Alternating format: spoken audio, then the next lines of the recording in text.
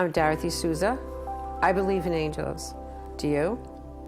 Today we will have a wonderful guest, and you'll be happy to know that Roland Comtois, an international medium, is here to share this time with us. Roland, thank you for coming. Thank you. Glad to be here with you. Yes. Obviously, I'm going to ask the question, since the show is about calling all angels, do you believe in angels? You know, I've had an amazing fascination with angels since I've been a kid. I've seen them, felt them, experienced them, and I've been spending my whole life talking about them. You know, I believe in the whole thing, and those angels are part of that experience. Nice. And is there a special way that you call them in? Well, you know, when I was a kid, there was a feeling like they were just present, right? So when those angels are there, it's almost an instantaneous sense of peace that comes over you. The minute that peace comes, you feel at ease, you feel clear, you feel like you're on the right path. And I think that's what the angelic realm does. I think it's there to help us on our journey. Definitely. Now, I know all your work, you involve the angels. When you're channeling and whatnot, is there a specific way that you ask them to come in, or do they just come in voluntarily with those on the other side? Well, you know that feeling you get when you hug your kid, or you maybe hug your grandchild, and that feeling is so overwhelming and so beautiful and so content and so much joy. It's the same feeling I have when that angelic presence is there. You know, I can tell you a story. When I was, in 1993, I went through a really challenging experience in my life. And I went out for a while, did some shopping for Christmas for my little 2-year-old girl, and then I went back home and I was overwhelmed and I felt unsettled. We were getting a divorce, things were in pieces, and I said, come on, does anybody hear me? And all of a sudden this amazing peacefulness came over me. I, in my head, saw this beautiful blue light. I felt a moment of peace. I knew that somehow everything was going to be okay. And that was an amazing moment of having an angelic connection. But the truth is, everybody has moments, though. You know, I call them angels, you call them angels. Somebody else might call it spirit. Someone else might call it energy. But in the big scheme of things, it may be all the same kind of thing, right? But when that angel is present, it does something to you. It makes you feel something.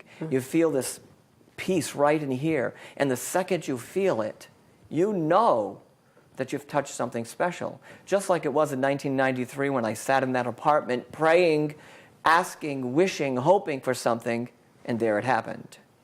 Right. That's how it works. You know, you ask a question, how does it work?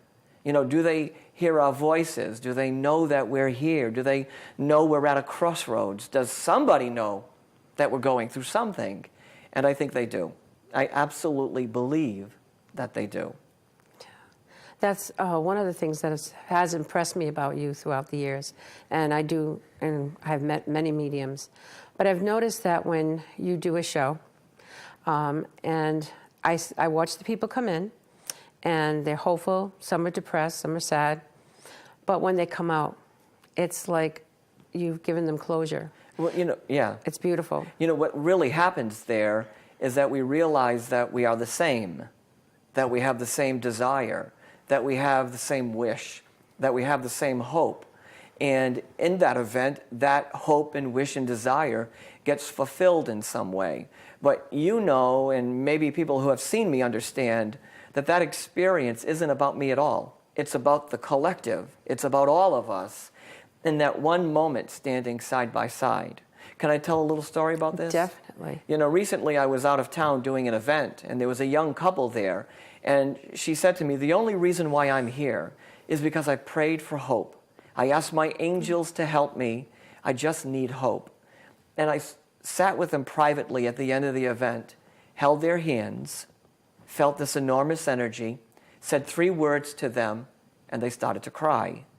In that moment, they understood that their hope, their wish, their desire, their whatever they needed was fulfilled. You know, that's how powerful it is. You know, the minute you think it, the minute you feel it, forget about just the angels. The minute you think about it, right?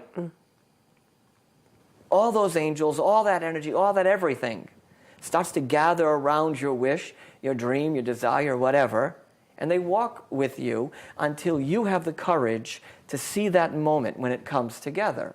For that couple, they had a moment where they saw it come together. And they sent me this beautiful note saying how their hope was refueled on that night. Oh, definitely. I mean, you've seen it too, Yes. right? You've seen it in your own work. You've seen how someone walks into your place or visits you, and they walk in, they take your hand, and you don't know why they're there. But they don't know why they're there, True. right? And you have this amazing moment where everything comes together. And in that moment, something happens. And the world that I live in, Dottie, it's angelic. It's beautiful. It's spiritual. It's uplifting. It's hopeful. It's reverent. It's all of those things. Yeah, and you make it so that you keep spreading the word of the angels. You have a radio show, and you're always speaking about them. In your books, it's amazing. Right. You know, I talk about my first encounter with angels when I was 10 years old. You know, I saw them in my bedroom. I saw them after my grandmother died. I know, I got it. Sounds crazy, right? No. Some guy sees someone in their bedroom at 10 years old, right? I saw them. You can't, and no one can, deny what I experienced. They were there. There were 3 of them. They were incredible. They were extraordinary. They were light, and they were brilliant. And they stood right behind my grandmother, and I knew as a 10-year-old kid that she was okay, that I was okay, that my family would be okay through this experience. So I write about that. You know, I tell the stories of those encounters that I've had that allow us to see what's there, to see beyond the shadow, beyond the darkness, maybe. Right. In your book, and then there was heaven, there's a page that's blank. Yes. And so many people have told me that when they place their hand on that page, so many different miracles happen for them. You know, a lady emailed me when the book was first published, and she says, "I don't want to give you any bad news, but you got blank pages in your book." And I said, "Oh, come on, lady. You know, I know there are blank pages in the book. They were intentional. They were there to cause you to stop." Right? How many times in our lives do we take a moment to stop? Right? That was purposeful. It was like a marker, a signal saying, stop right now, take a look at your life, take a look at the energy around you, take a look at what you feel, right? And then take the next step. You know, one woman emailed me, she said, "I did what you said in the book. I put my hands there." I could imagine she had this big grin, right? "I put my hands there, and all I could feel was my grandmother, nothing else," she said, just like this, right? I said, "Well, what a gift that was for you." And then she thought about it, realized that it was a gift. You know, and so those blank pages are purposeful. Oh, yeah. And so many people have commented on it. And then you wrote the next book, The 16 Minutes, Yes. in dedication of your mother. Yes. You know, people found it interesting or intriguing that because I am a medium, channeling, psychic kind of guy, that I was very grief-stricken when she passed away. And I write about that, and I write about it very emotionally and extensively. It's heart-wrenching for some people to read, but it was my expression of what that process was like. And even in the back of the book, there's a guidebook. So if you're grieving and you need support, there's a place where you can get some helpful hints on how to work through your grief, you know. Can I just share a little story about this? Definitely. My mother, who I love dearly, obviously you know that, she wasn't too sure about me and my angels and my spirits and my mediumship and my faith and belief in all these things. Sometimes she even thought I was a little nutty, right? She thought I was a little crazy. Oh, no. So one day, when my mother was nearing her passing, I walked into the room and she said, "Oh my God, Roland, you're not nuts," she said to me. She said that the night before she passed, the angels, her mother, her father, her brothers, her sisters, everything that she had ever wanted came to her that night. And in an instant, whatever fear she had disappeared. She said, now, what are you going to do when I'm gone? I said, Mom, I have no idea. You never left before.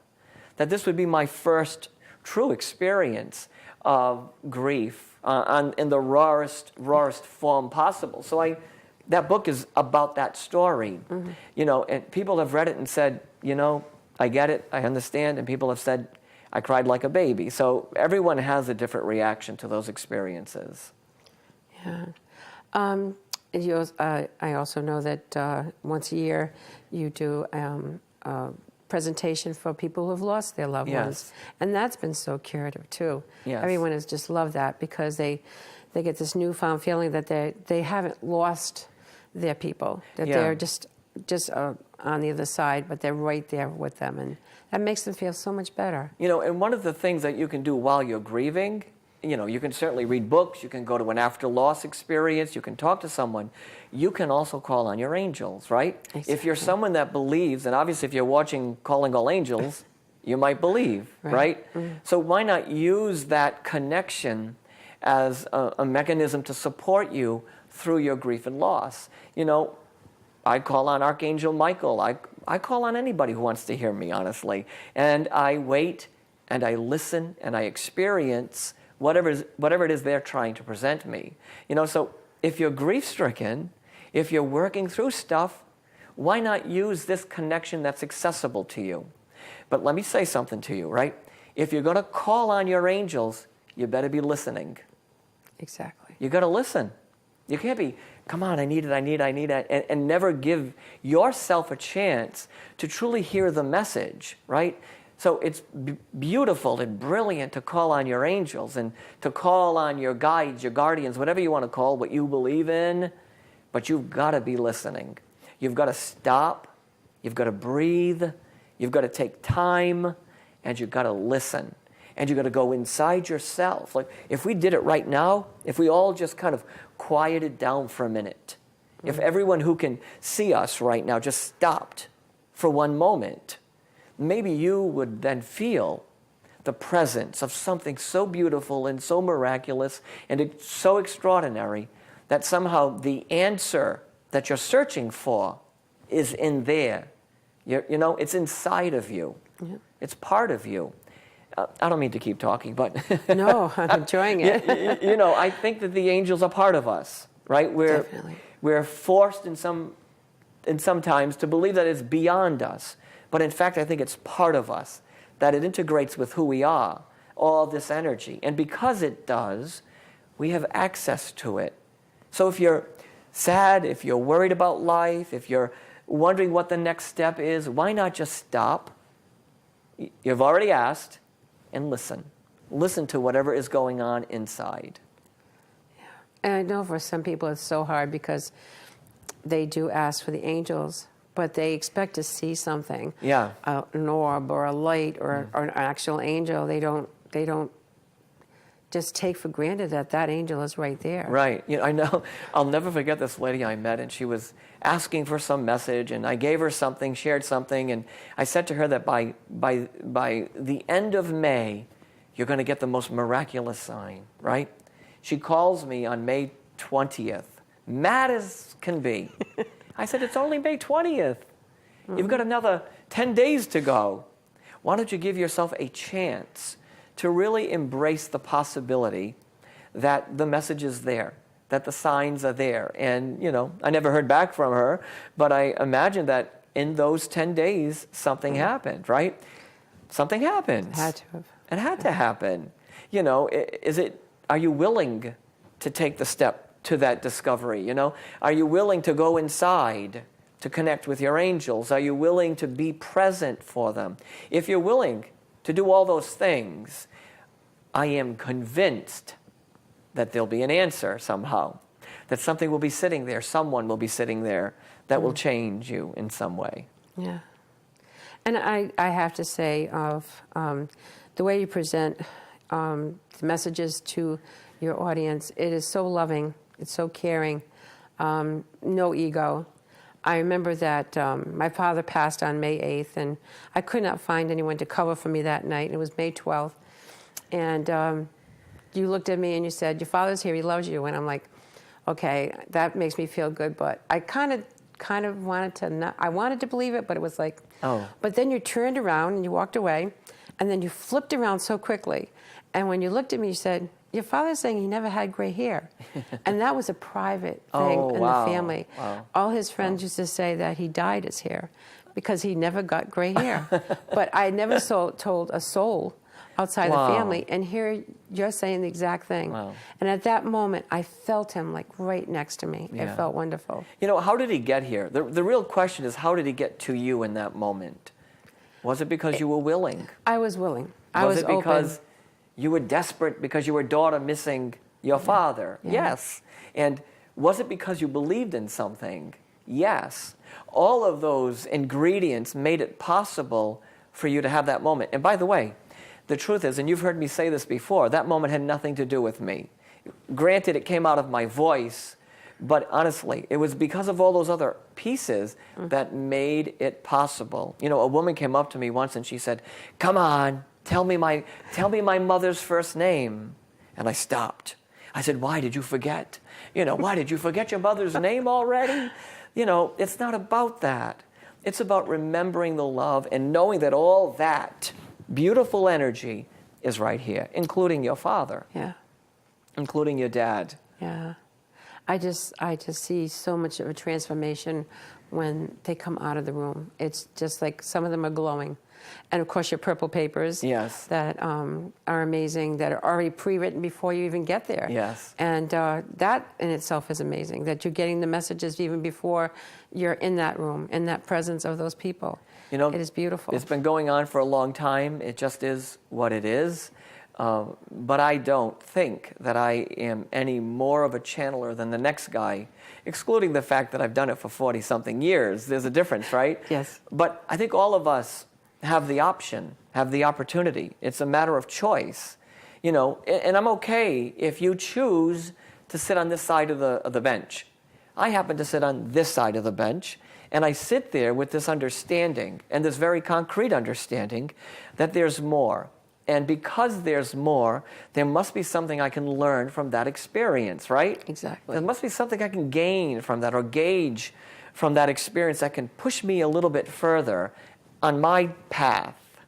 The truth is, when I'm standing in front of a studio audience or an audience anywhere, I'm really the benefactor of that entire experience. I get to feel all the love. I get to hear the stories. I get to feel the energy.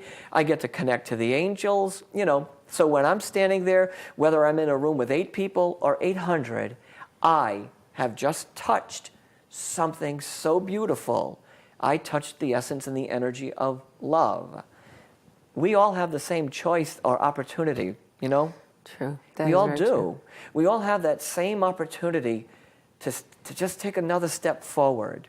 And if you're skeptical, even about angels, fine, because there are people skeptical about angels. There are people skeptical about mediums. There are people skeptical about whatever and whomever. Whatever it is, it's fine. But just take a step.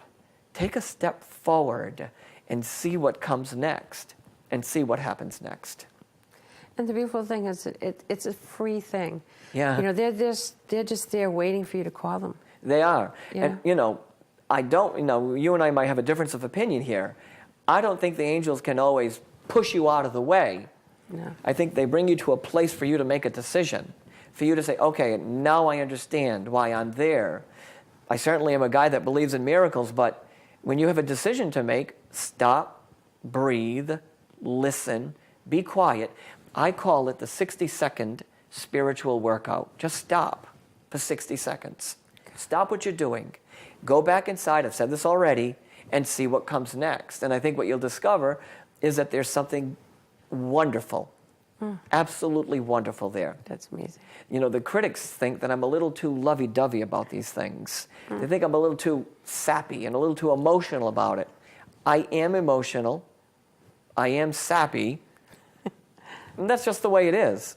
But I so believe that all these things that I've been feeling for 50-something years isn't just some imagination. There's got to be a reason why those angels are there, you know, why this energy is present. there's got to be a reason for all of that. Oh, definitely, definitely. Well, I am so happy that you came today, and I'm hoping that you'll come back really soon. Love to.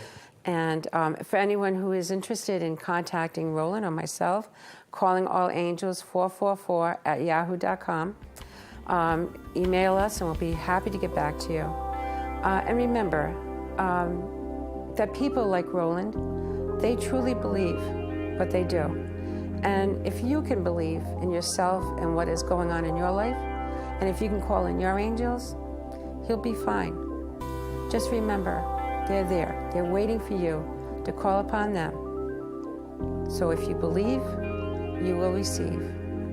Thank you again for stopping in and watching Calling All Angels again, and hope to see you also real soon.